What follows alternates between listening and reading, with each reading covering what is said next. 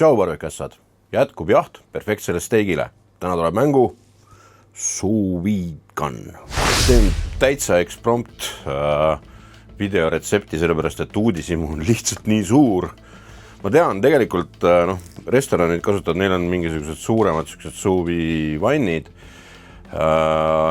Valmistavad oma steigid selle ette ja siis pärast pandakse koorik peale sinna ja ongi kõik. Aga on tõsiseid nagu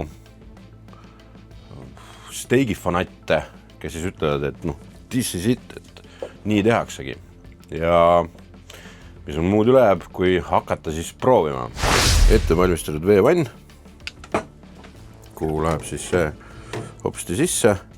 Siin on need miinimumid ja maksimumid peale kirjutatud, et kus see veetase nagu olema peab seal ja see on täitsa paras.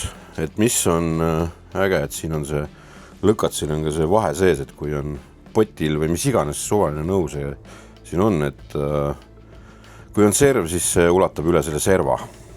Ma eile siis ühendasin endal telefoni ära Inkbirdi äpiga. Ülilihtne oli, et wifi peab olema ja kogu lugu. Siis valin siit oma sous vide püssi.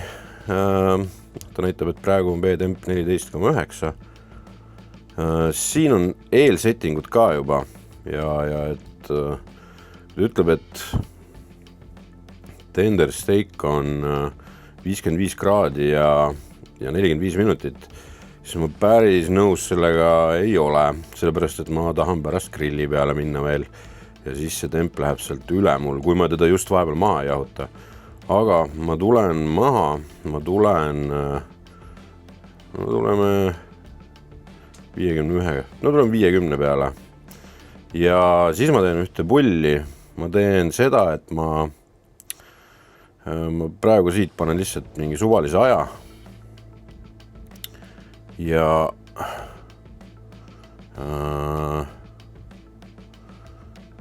vajutan siis start nuppu.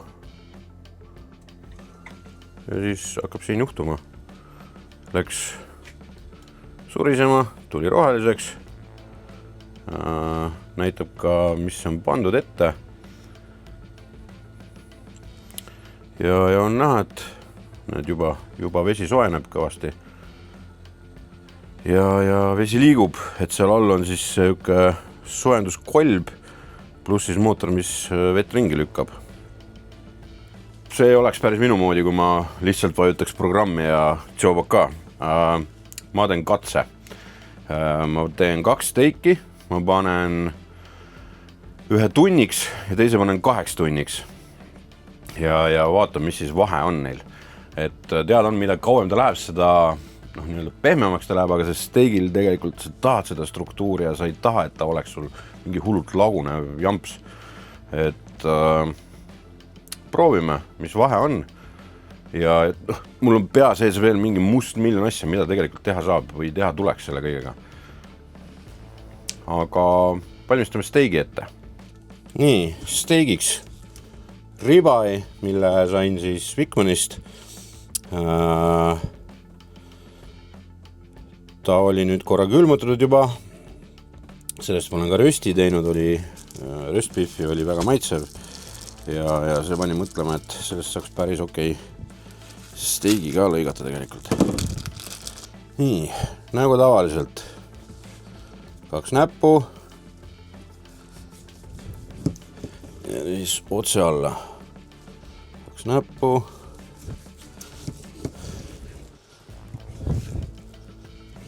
otse alla. No näeb välja enam-vähem. Lihase sees on täitsa rasva ja värki ja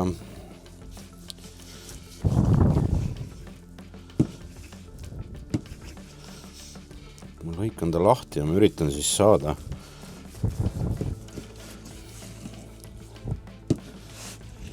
kaks võimalikult sarnast tükki lõpuks, et oleks aru saada vahest ka.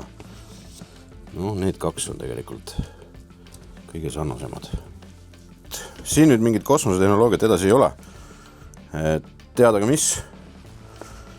Ehk siis Cosmos Q SPG ja korralik kiht.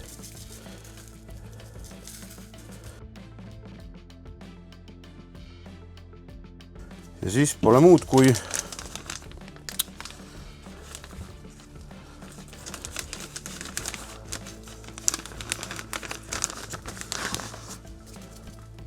vaakumkotti ja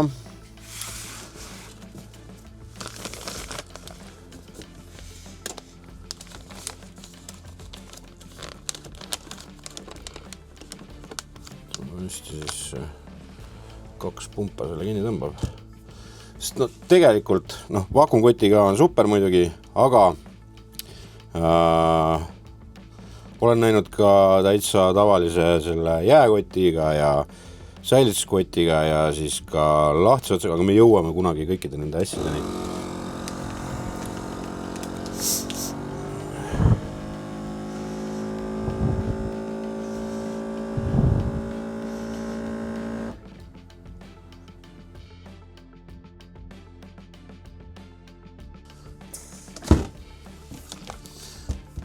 Nii, nüüd on see trikk, et üks neist, ainult üks, läheb praegu siis peale vette ja teine jääb ootama oma tundi veel ja läheb alles siis peale.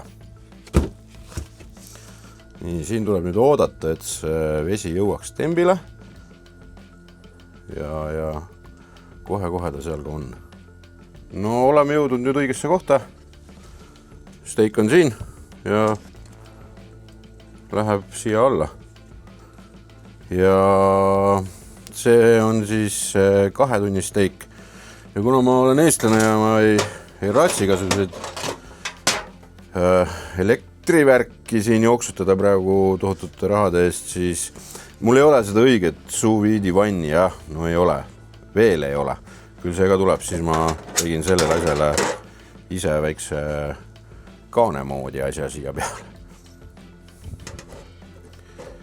See tagab selle siis, et ei põgeneks see soojus siit lihtsalt ja oleks lihtsam see elu sellel sous vide kaanel ka. Aga tunni aja pärast näeme, siis paneme teise ka. Nii, esimene tund on täis saanud ja sulpsame hopsti teise ka siia sisse ära. Ja vaatame, mis siis saab. Tunni aja pärast näeme. Ma võtsin nad välja, nad on natukene siin laua peal mul jahtunud. Sellepärast, et ma tahaks normaalset krasti. See on minu 2 tunni sous vide siis. Siin on nüüd see, et nad tulevad siit välja ja on väheke märjad. Ja nad peab lihtsalt oma mahlast on märjad. Ja nad peab siis poolt pisut ära kuivatama. Mis lõhn. Mis lõhn. Nii. Kuivatamise mõte on see lihtsalt, et me tahame ju krasti teha uues grilli peal. Nii. Ütleme nii, et praegu nad küll apetiitsed välja ei näe, aga grill remondib selle.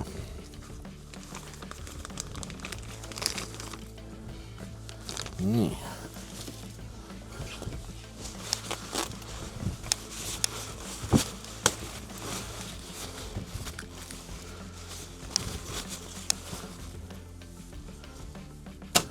Ja grillile.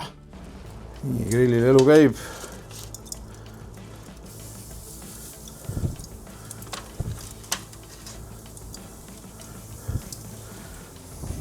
Ja paneme nad siis krasti tegema.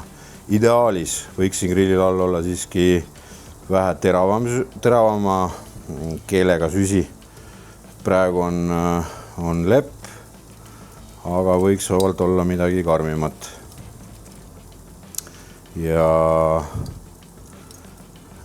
et saaks kiirelt selle krasti peale ja ei kasvataks siis sisetemperatuuri.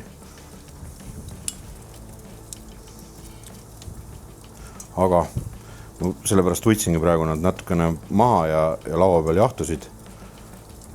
Ma arvan, pool tundi. Sest et sous vide üks võlusid on ka see, et midagi puhkama ei pea. Nad on piisavalt puhanud.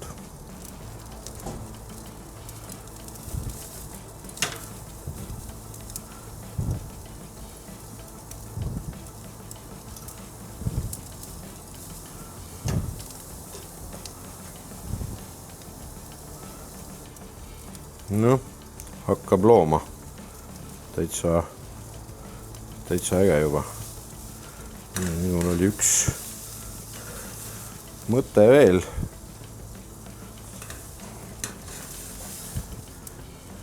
Mingi sihukest asja.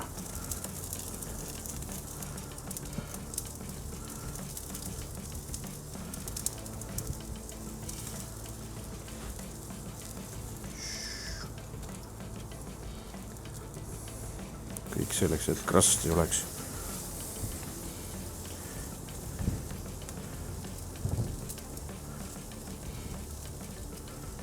Täitsa kabe krast tuli ja eks nüüd on tõe hetke aeg. Noh.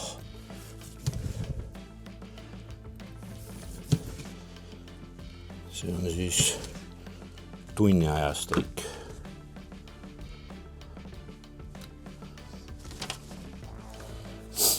See on 2 tunni.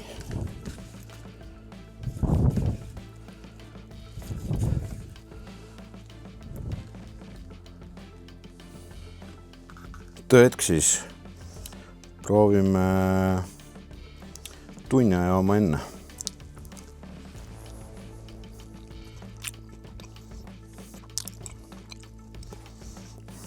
Vau, just näitan,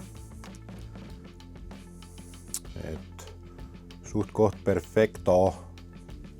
2 tunni oma on pehmem ja ma olen näinud neid, kus inimesed teevad 24 tundi ja nii edasi, et siis kurdetakse, et see on niisugune paras löga juba, siis 2 tunni oma ei ole veel löga, tal on struktuur, aga ta on mõnusamalt pehmemalt näritav kui tunni aja oma. Proovime nii-öelda spinaalist või siis nii-öelda rõngast ka.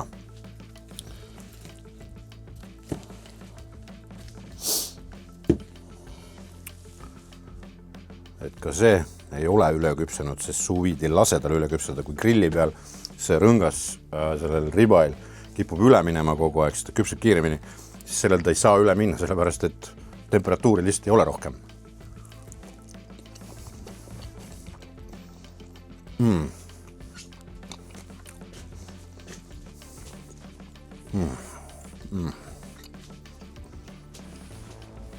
Spinaalis või selle rõnga ümber, mis siis selle riba ümber on, tuleb eriti välja see, et see 2 tundi oli nagu mõjusam või parem ja ta on paremini näritav.